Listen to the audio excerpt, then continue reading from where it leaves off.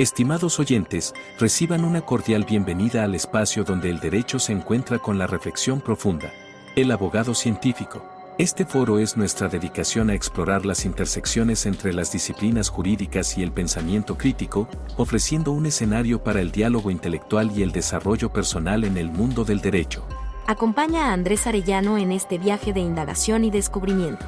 Cada capítulo está diseñado para profundizar en cómo el razonamiento analítico influye y fortalece nuestras prácticas legales, desafiando las convenciones y fomentando un entorno de aprendizaje basado en la comprensión y el razonamiento lógico. El abogado científico se compromete a ser una ventana a la exploración de conceptos jurídicos a través de la lente de la metodología y filosofía científica, con un fuerte enfoque en el análisis crítico y la evidencia. Este enfoque nos permitirá abordar temas desde una perspectiva única, desentrañando las complejidades del derecho y promoviendo una práctica legal más reflexiva y fundamentada.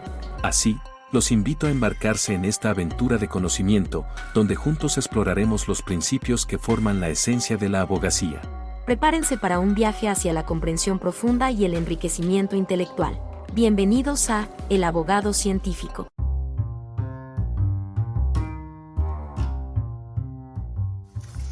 Bienvenido a este nuevo episodio. Vamos a hablar del hecho.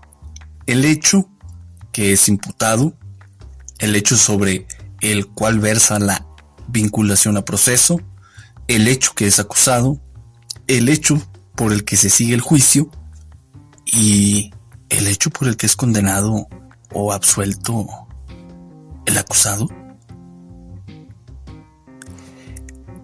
Evidentemente, el Código Nacional de Procedimientos Penales señala esta transición, ¿sí? esta propiedad transitiva del hecho.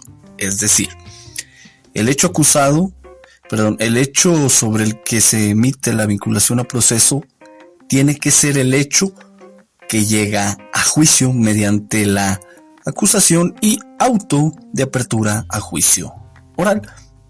También el hecho sobre el que verse la sentencia. Entonces, este carácter transitivo de formulación de imputación, a vinculación a proceso y vinculación a proceso a acusación, y de acusación a auto de apertura a juicio oral, y auto de apertura a juicio oral y acusación a sentencia. Entonces, veamos cómo se da esta transición. Ahora, ¿es posible precisar las circunstancias del hecho sin rebasar la acusación del Ministerio Público? Jurídicamente hablando, precisar las circunstancias del hecho implica que el órgano jurisdiccional suple la actuación del órgano acusador. Desde el punto de vista teórico, conceptual o dogmático, hay algunos autores que hablan de un principio de inmutabilidad del hecho. Esto significa que el hecho no puede ser variado, cambiado, modificado. El hecho, por el principio de identidad lógica, es lo que es. El hecho de la imputación y vinculación a proceso es el mismo hecho el mismo hecho por el que se sigue el juicio y se emite una sentencia. Ahora bien, es posible que en la búsqueda de evitar la impunidad, violentar derechos de las víctimas, evitar violentar derechos del imputado y acusado, ¿es posible precisar las circunstancias de un hecho?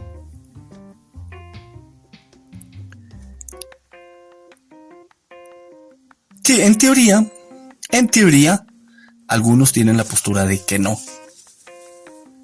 Sin embargo, es necesario someter, ya sabemos, proposiciones que puedan ser falsas o verdaderas, someterlas a la realidad. Y el derecho, en este sentido, tiene su lado práctico, su lado empírico, que es el proceso y lo que está implicado en él. Ahora bien, en el año 2019, más específicamente en mayo del 2019, el primer tribunal colegiado en materia penal y administrativa del 17º Circuito emitió una tesis aislada con número de registro 201-9948 del rubro siguiente: interés superior del menor. Al ser un principio vinculante en la actividad jurisdiccional, debe adoptarse de oficio todas las medidas necesarias para esclarecer los hechos que motivaron el proceso, como precisar las circunstancias del lugar respecto al acontecimiento sufrido por el menor víctima del delito, lo que no implica rebasar la acusación del Ministerio Público. En síntesis, este tribunal concluye que cuando al narrar los hechos, un menor de edad no es exactamente coincidente en las circunstancias del lugar respecto al suceso sufrido como víctima del delito. Y el juez, al dictar su resolución, precisa dichas circunstancias del lugar, no implica rebasar la acusación realizada por el Ministerio Público, pues el proceder del juzgador solo constituye adoptar de oficio las medidas necesarias para esclarecer los hechos que motivaron el proceso, como son las relativas a corroborar los elementos contextuales que permitan la precisión de tiempo y lugar, en suplencia de la incapacidad del niño para expresar dichos conceptos de forma abstracta y convencional. En concreto, ahora, esta tesis dice que sí es posible precisar circunstancias de un hecho sin rebasar la acusación del Ministerio Público. Luego, el interés superior del menor tuvo un papel importante en la forma de interpretar la norma, el proceso jurídico, el proceso penal, el proceso penal, y de ahí emitir esta tesis. Es necesario recordar que el interés superior del menor tiene tres vertientes: como derecho sustantivo, como norma de procedimiento y como principio interpretativo. También es necesario recordar que aquí se trató de un menor de edad víctima del delito. Y bueno, ya la Suprema Corte se había pronunciado en temas del interés superior del menor y los menores víctimas de delitos, algunas medidas especiales que deben de tomarse en consideración. Que de hecho el tribunal tomó en cuenta estas otras tesis para sustentar jurídicamente su criterio y la conclusión que te leí. Entonces veamos esto. Si en un proceso penal hay un menor de edad, entonces, en atención al interés superior del menor, es posible precisar circunstancias del hecho sin rebasar la acusación del Ministerio Público. Esta es la hipótesis. Sí, es la hipótesis que puede suceder en un caso concreto. Como defensores, es relevante tener en cuenta esta tesis de jurisprudencia y por tanto esta hipótesis que te comento, porque si se tiene un determinado marco teórico con esta idea de inmutabilidad del hecho, veamos que ese principio, esa postura teórica también que le subyace, en la realidad ya se está viendo superada, porque el Poder Judicial de la Federación se está pronunciando en un sentido diverso. Y aquí hay un concepto importante: precisar. ¿Qué significa? ¿Qué debemos entender por precisar? Precisar implica variar un hecho y por tanto modificarlo. ¿O se puede precisar un hecho sin variarlo y variar un hecho sin precisarlo? ¿O cómo ves tú esa cuestión de definición y de dotar de significado esta palabra de precisar, porque ahí podemos tal vez encontrar la clave para ejercer una defensa adecuada. Veamos un contraste interesante. Te dije que esta tesis es de mayo del 2019. En ese mismo año, casi 2 meses atrás, la primera sala de la Suprema Corte emitió una tesis aislada con registro 201-9421 del siguiente rubro: interés superior de la persona menor de edad identificada como víctima del delito. Debe ponderarse frente a la presunción de inocencia, defensa adecuada y debido proceso penal de la persona imputada. Entre otras cosas, dijo lo siguiente: es inconstitucional el hecho de que puedan rebasarse las funciones del órgano acusador o suplirse su actuación, como tampoco contravenirse cualquier otro principio constitucional que rige el debido proceso penal.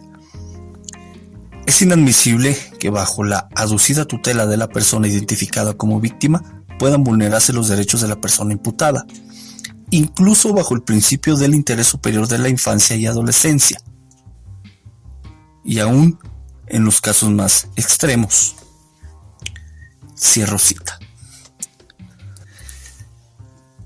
Aquí ya salieron algunos derechos fundamentales. No he hecho un listado de los mismos, porque pues basta que acudas a la Constitución y en tu amplia experiencia pues ya los has de traer en la cabeza, ¿no? La defensa adecuada, el debido proceso, presunción de inocencia, imparcialidad funcional, división de funciones, etc. Y aquí esta tesis retoma en concreto lo que es la presunción de inocencia, defensa adecuada y debido proceso.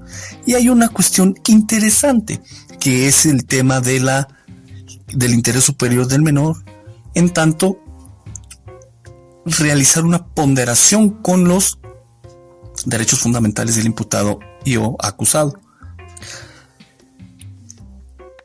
Esa ponderación, hay diferentes marcos teóricos que pueden ayudar a realizarla. Está la propia doctrina jurisprudencial, están algunas otras teorías conceptuales de diversos o de otros autores. No vamos a meternos en esos menesteres, sino que la ponderación que se realiza pues necesita de determinado marco teórico. Ahora bien, lo importante más allá de eso es que no deben contravenirse principios constitucionales y no debe de tomarse como justificación, según podemos deducir de esta tesis de la primera sala, que no podemos tomar como justificación el interés superior del menor para vulnerar derechos de la persona imputada. Y aquí viene la pregunta: ¿precisar las circunstancias del hecho implica rebasar la acusación del Ministerio Público y por lo tanto violentar los derechos de la persona imputada y o acusada?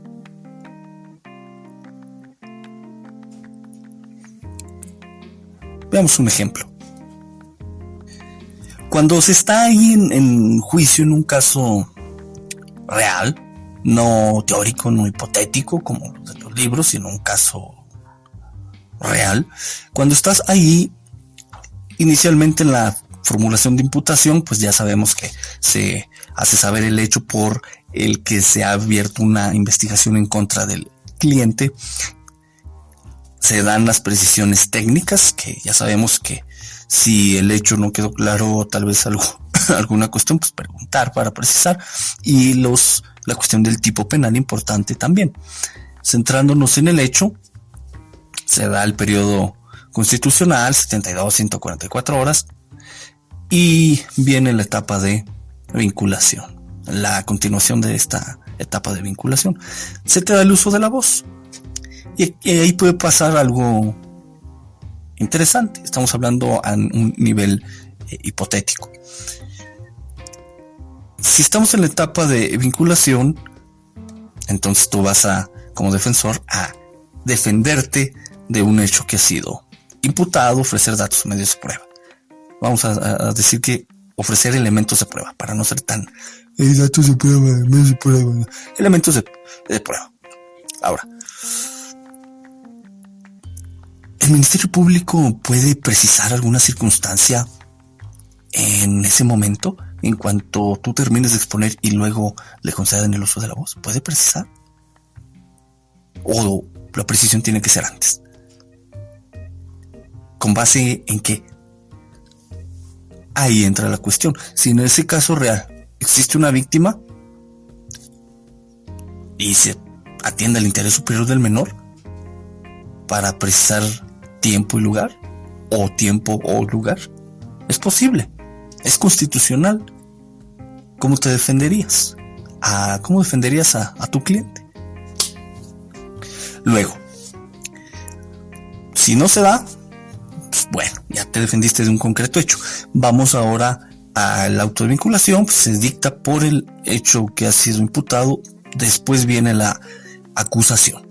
En la acusación tienes que ser cauteloso, porque si tienes claro el hecho imputado, entonces vas a poder contrastar el hecho que esté en la acusación. De ahí que sea importante, por una cuestión práctica, transcribir en una hoja el hecho imputado y anexarlo ahí a la carpeta o a tu expediente principal o a tu estudio de caso que tengas ahí formalmente y metodológicamente armado, para que lo contrastes cuando te caiga la acusación en tus manos, ahí el documento, y ver si ha habido esas modificaciones al hecho. Porque si ha sido así, entonces vas a tener que abrir en el momento oportuno una incidencia de vicio formal, para que quede claro que se está modificando el hecho y no es el mismo que ha sido imputado y por el que fue vinculado a proceso tu cliente. Porque de ser así, que sí ha sido modificado y ha sido cambiado en algunos aspectos, entonces en el auto de apertura a juicio oral tiene que haber un apartado en donde se sintetice que eso fue sometido a contradicción, a discusión, y el hecho que hasta en el auto de vinculación es el hecho que viene desde la imputación y vinculación, para que se evite ya llegue a juicio un hecho diferente. Ahora bien, vuelve el tema: si es un menor, ¿es posible precisar esa circunstancia en la acusación? ¿O esto nada más lo puede hacer el juez en juicio, cuando escuche de viva voz al testimonio de la menor víctima? Llegamos a juicio. En juicio se da el desahogo de las pruebas que haya lugar, y ahora sí, viene la sentencia. La sentencia tiene que ser congruente, dice el principio de congruencia, que la congruencia va en el sentido de que el hecho acusado es el hecho por el que se sigue el juicio, y por tanto el hecho sobre el que se emite una sentencia. De ahí que no pueda, según una postura, no pueda el juez emitir una sentencia más allá de lo que está acusado, de lo que ha sido acusado. Ahora bien, una cuestión relevante.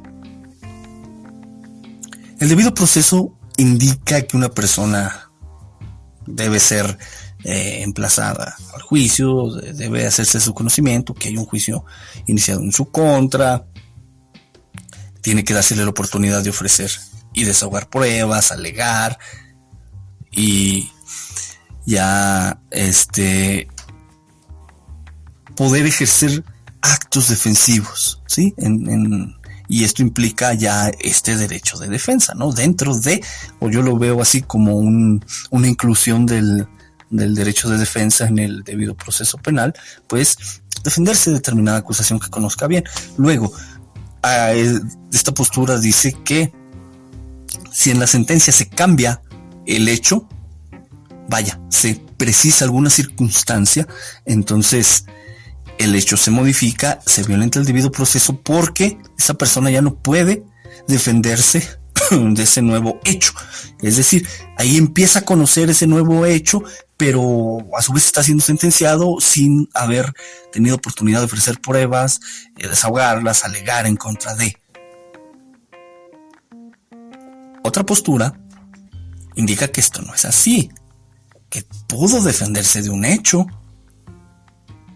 y que precisar las circunstancias pues no implica rebasar la acusación del Ministerio Público.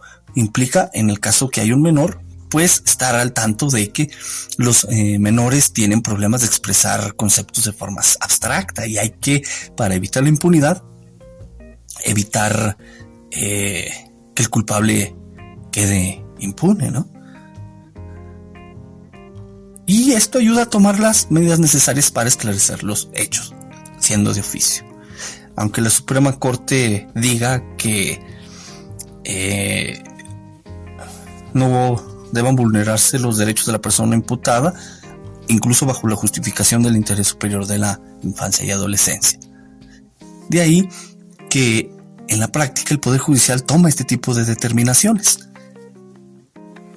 En tanto el juez o el tribunal de enjuiciamiento precisa circunstancias y luego en la apelación pues haces el planteamiento que corresponda. Ahorita llegamos ahí. Lo que hemos hablado ha sido dónde está el interés superior del menor y un menor. Pero ¿qué pasa si no es un menor la víctima? Pues evidentemente no hay un interés superior del menor, pero sigue existiendo la ponderación. Si se demuestra en juicio que una persona es responsable de un hecho que ha sido que corresponde biunívocamente con el tipo y por tanto nace el delito,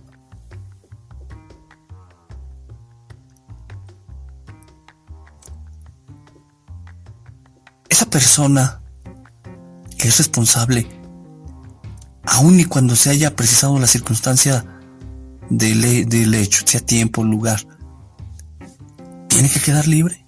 ¿O con esto se cae en impunidad?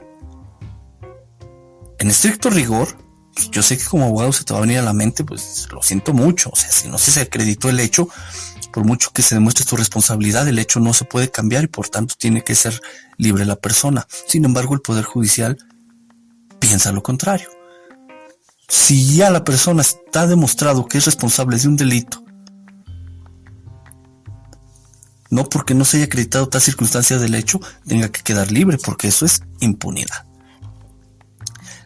Bueno, ¿y la ponderación dónde queda?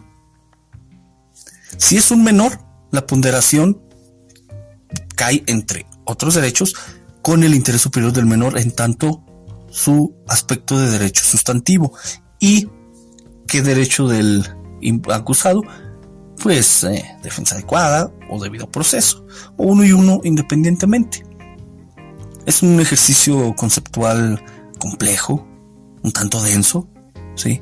Porque hay que definir, hay que entender qué entiende el Poder Judicial por uno y otro, su doctrina, su teoría sistemática conceptual, ¿sí? Y usarla a favor del cliente. Ahora te expongo dos casos reales y prácticos, donde recientemente a finales del año pasado y este año se dio esto que estoy comentándote. Uno era un menor de edad en un caso y en otro no. Vamos a ver las dos caras de una misma moneda. En el primer caso, la persona era mayor de edad. Era un delito de carácter permanente. El hecho, en su momento, el hecho acusado, el hecho imputado, trajo consigo una circunstancia de tiempo X. Luego en la acusación se puso una circunstancia de tiempo Y. Se hace valer en la vía incidental a través del vicio formal, pues esa variación no nada más en esta circunstancia Y, sino en Y1, Y2 y Y3. Otros aspectos del hecho, ¿no? Como personas, lugares, etc. Se solventa la incidencia y se plasma en el auto de apertura a juicio oral el hecho que había sido o por el que fue vinculado a proceso en su momento la persona. Llegado el juicio, el Ministerio Público nuevamente pretende hacer con una precisión de circunstancias y pues así estaba el juicio. Recuerdo que duró aproximadamente 3 días contando la emisión de sentencia, y al final el juez atendió esa cuestión. Dijo: a ver, el Ministerio Público está variando el hecho y no puedo yo suplir su actuación, permitir que se haga eso, porque después se violentarían derechos fundamentales como el debido proceso del acusado. Por lo tanto, si se acusó por un hecho con circunstancias de tiempo X, y vienes y me muestras o intentaste probar ese hecho, pero las pruebas arrojaron una circunstancia de tiempo Y, entonces tengo que absolver a la persona, porque no puedo yo cambiar el hecho. No puedo condenar por un hecho que ha sido aquí demostrado y que no corresponde con la circunstancia de tiempo del hecho acusado. Bien, ese hecho ahorita está el procedimiento está ahorita en la etapa de impugnación, en lo que viene a ser los recursos ordinarios, como la apelación. Fiscal apeló, señaló en esencia que precisar no implica variar un hecho. Pues evidentemente es una cuestión conceptual interesante, ¿no? Que si se precisa un hecho, se varía o no. Bueno, ahí está la cuestión planteada. Se contestó la apelación y bueno, vamos a ver qué se resuelve en un par de meses. El siguiente hecho implicó un menor víctima. Entre otras cosas, estaba ahí el interés superior del menor. Se da el hecho, que se imputa, se acusa, se llega a juicio, y está esta cuestión nuevamente de la circunstancia de tiempo X, y el material probatorio arrojó una circunstancia de tiempo Y. Aquí lo que pasó fue una sentencia condenatoria, en donde el tribunal tomó la circunstancia de tiempo Y tuvo por cierta esa circunstancia a razón de determinado material probatorio, y pues condenó. Se realiza la apelación y el tribunal señala que, justamente fundándose en esta tesis que te dije al inicio del tribunal colegiado, pues es posible haber realizado esa precisión de tiempo, porque hizo un argumento por analogía. Si el hecho tiene lugar y pues un hecho implica circunstancias de tiempo y lugar, y pues ambos son se correlacionan, entonces si se puede precisar la circunstancia de lugar, también puede precisarse la circunstancia de tiempo, porque ambos comparten la misma característica de ser aspectos relevantes y esenciales de un hecho, y pues estar correlacionados. Ahora bien, el agravio fue concreto, de que señalando que, entre otros derechos, pues se vulneraba el debido proceso, la defensa adecuada, y al final comentó el tribunal que eso era falso, que sí se habían respetado, porque la persona pudo defenderse del hecho, y que el haber precisado la circunstancia del lugar, de tiempo, no necesariamente implicaba una violación, porque había que atender al interés superior del menor para que se tomaran de oficio las medidas necesarias para esclarecer los hechos. Bien, ese fue en síntesis, el argumento, ¿no? Y pues también dio contestación a lo que se dijo en el agravio. O sea, sí fue casi por completo exhaustivo, que un hecho acusado no fue demostrado, pero el material probatorio sí se mostró una fecha diferente y que el juez la tomó, y lo cual implicó el rebasar sus funciones y suplir la actuación del fiscal, etcétera, etcétera. También lo tomó en cuenta y contestó diciendo que eso era falso, ¿no? Que con base en esta tesis que te dije, era posible hacerlo. ¿Cómo hay que defenderse ante esto? Veamos que ya son posturas que están en el Poder Judicial, ¿no? Es un marco teórico conceptual que se ha ido forjando en el Poder Judicial. Sin embargo, en la práctica tenemos todavía una pequeña posibilidad, porque un tribunal de enjuiciamiento, un juez de control, es diferente, ¿no? Puede tal vez no conocer estas tesis, igual tampoco fiscal, pero como defensores hay que conocerlas y estructurar algunos argumentos por si acaso. Dice un dicho que abogado preparado vale por dos. Por eso, uno de los argumentos que puede servir es tipo dilema, ¿sí? Plantear un dilema y desdoblar algunas de sus premisas a través de un silogismo hipotético. O un silogismo disyuntivo, si quieres. O sea, no sé, hay que ver tu estilo. Y tratar de usar el modus tollendo tollens. Vaya, estos argumentos que son de carácter deductivo, pero también sirven los argumentos por causas. Y cuando cites una tesis, pues vas a caer al argumento de autoridad.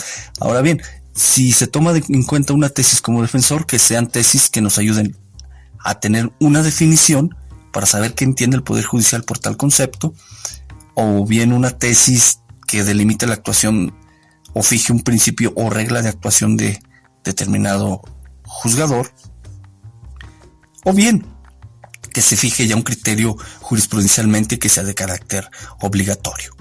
Cada uno de estos tipos pues trae consigo un tipo de argumento y una forma de utilizar en la defensa. Ya por último, es importante comprender la importancia del principio de congruencia, ya que la acusación, el hecho acusado requiere que concurra de una necesaria correspondencia con la decisión a la que arriba el juez en la sentencia.